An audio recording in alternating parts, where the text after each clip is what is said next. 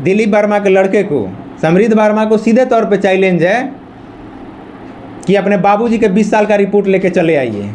जो जगह चूज कीजिए, आप शिकारपुर ही जगह चूज कर लीजिए, अपने घर पे जगह चूज कर लीजिए, 20 साल का रिपोर्ट ले लीजिए अगर, और अगले 5 साल का विजन बताइए कि आप किस विजन के साथ आ रहे हैं। हिंदू मुस्लिम के छोड़ के, हिंदू मुस्लिम तो आप लोगों का है, वहीं करवाते हैं लोग।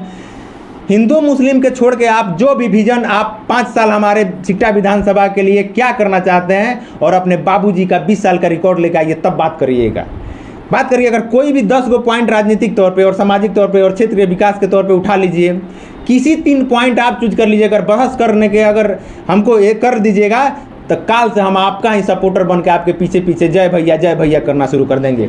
एक और चीज़, अगर नहीं करते हैं तो गारंटेड तौर पे सिकटा मानटाड़ को जनता से 20 साल अपने बाबूजी के लिए माफ़ी मांगिए कि हमारे 20 साल रहते हुए भी नाकामिल ऐसे निकले कि क्षेत्र की इतनी दुर्गति हो गई है कि आज जहां हम लोगों का जहां जाता है कि ऐसा व्यवस्था है कि आपको समझ नहीं आता है कि इसको हम लोग बिहार में जी रहे हैं, मतलब स्वतंत्र बिहार में जी रहे हैं कि अंग्रेज वाला से बदतर राज्य में जी रहे हैं।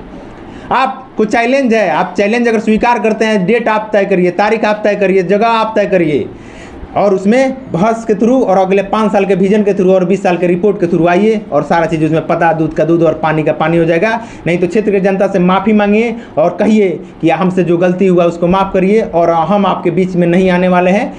सिकटा मानटाड़ नाकामिल नहीं है जो बाहर के लोग आ जाएंगे यहाँ। सिकटा मानटाड़ जब तक लोग को थोड़ा सीधा साधा थे, ये लोग भूलिया के लोगों को जो नहीं होता बेवकूफ़ बना के, लेकिन अब जब जाग गए हैं तो पहले ही उनका निकासी कर दे रहे हैं। बाहर के बाड़ा बाहर रह, क्षेत्र में घुसे के कोशिश ना करें कि ना चली अब किरवा राजा रानी के पेट से पैदा ना होई। राजा उहे बनी कि जे ओकरा खातिर काबिल हुई।